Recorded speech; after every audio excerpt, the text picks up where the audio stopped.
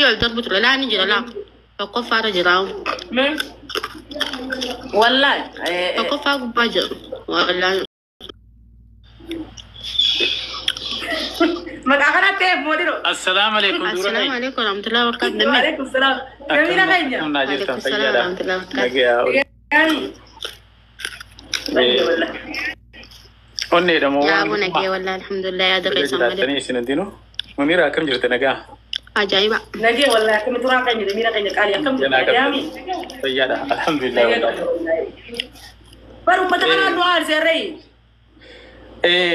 أوليني جتشور بعد تكفتي تكشف دبي كجاي كتام فدا.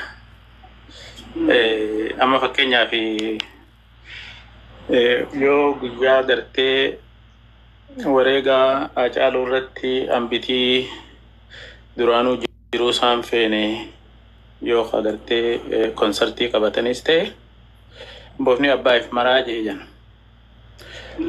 أكاواساتي ونولد دامو دنداني ونقول مثلا ركبتشونو دينو ما بيراجع سيسورا ملهم أباساني تنو راجيسي ونجامو كوني أنا بيرفض تمام كابو تيدي سنة أجيفني أماري لين أجيفني تجري لين أجيفني ومن ما أم بيتي براتك كلينو أجيفني أما اللي هواسون يفتنا إسنين جور بعدي هواسا أكولي جلاتي هواسا ورمو ولا ما قاله قرتي خجيم ما خارركي خاسي كولو ولا جاسون جنة هواسني كونيس بدي تكن كابو بدي كابانا كم تي بدين كم أكم تي تمين كم بدين كم نرافدي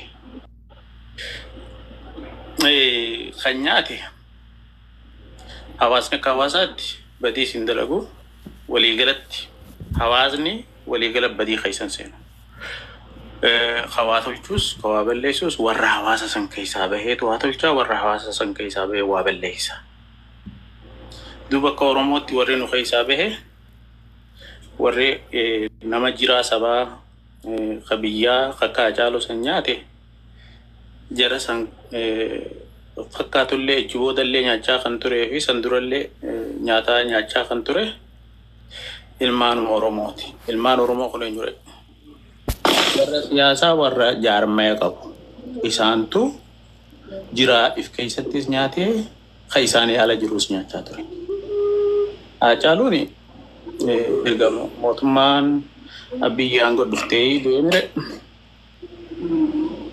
awwal falmaa ture eenyu mootummaan maal jetti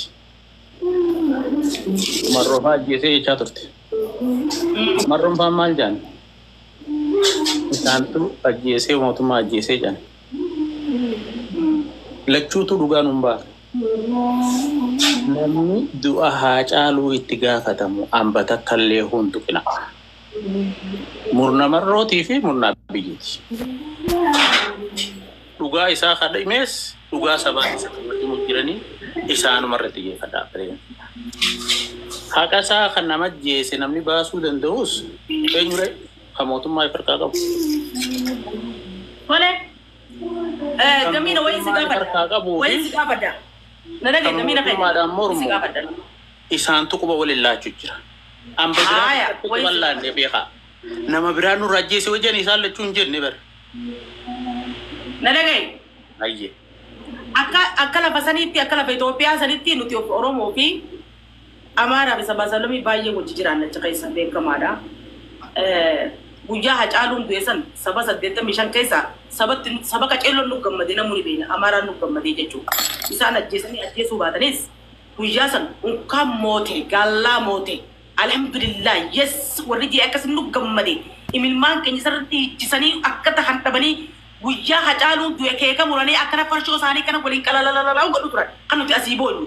Sigalteemma guyyaa san namni nutti gammade ajjeesuu baatanis nuti akka waan isaan ajjeesanitti ilaallaa jechuudha nuti Oromoon dhageessemma ajjeesuu baatanis guyyaa san keeka muratanii viidiyoo waraabanii shaamaa qabsiifatanii gammachuu isaan imilmaan keenyarra nurra dhiichisan akka waan kalee galgalatti na keessa iji jirti na keessa bu'aa jirti na dhukkubsu jira Hacaaluu hundeessaa yoo kan dhugaa dubbannu taate Sigalteema namni guyyaa san osoo nuti boonyuu saba 85 wajjin Oromiyaa tan Itoophiyaa tan keessa wajjin jiraanna. Kaanu nuti gammanne ummanni kun du'asan ka ajjeese fi kanu gammades tokkuma. Isaan ajjeesuu baatanis du'aa caalu itti gammadanii jiranii. Maaliif akkanu gammadan? Sila harkatan isaanis numa ajjeesan yoo ajjeesuu baatanillee isaanuma ajjeesee jenne jechuuti. Nutis takka amaarri du'ee gammadu qabna. Kana jalamu. Waan takka ta'e duuban deebu'anii. Akkasi. Dubbiin jalqabaa namni tokko gaafa gartee gaafa du'aa sirratti dhiichisuu dhiisi du'a san sirraa hafuu siyaasa barsiisu siin jechuu dhabuunu diinummaa agarsiifti. Akka aadaa akka oduu nu qabnutti akkasuma mire murna uumamaan wal diddaa qabnuutu isaanii jalqabarra sirna biyya san irratti jijjiiramerra warra ijoollee isaan keessaa baate isaaniitiitu nutti gad dhufee isaan keessaa yeroo roon akkasiisu nutti himaa turte roorollee nutti himaa turte maqaa isaaniitiin deemaa turre rakkoo isaan roorfitaa ture nu diinonfatanii turan.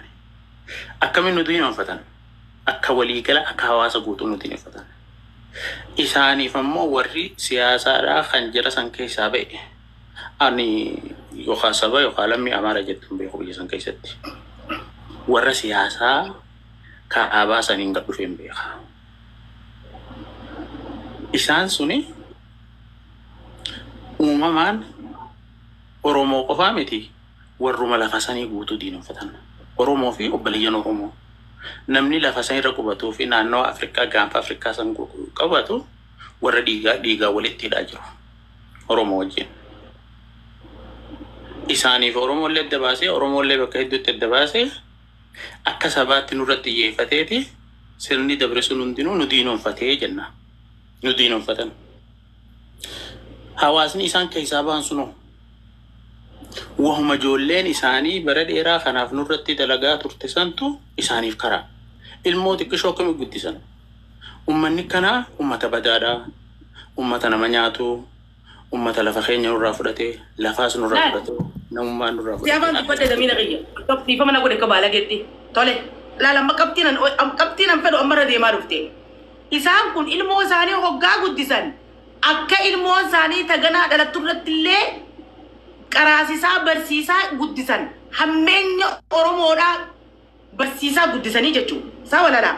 Nuti ilmaan Oromoo kun hammeenya isaan yoo godhiinsaa Oromoo turra Amaara godhe moo Amaara turra Oromoo godhe. Warri harma keenya nu ciree, harka keenya nu ciree, seenaa mooyyee nu tumsiisee, qoraan aayyoo fi abboo qoraan guursisee, itti dhiiga keenya calii calankoo, itti kana hunda nu godhe kun guutuun Amaara. Silaa namni itti hijaa qabatee ilmoo hijaan guddisuu qabu. Nuti moo isaan kana katakkaa Oromoo miskiina haadha harmarraa muru kana. Kanaatu silaa hijaa barsiisuu qabu kun tokkoffaa.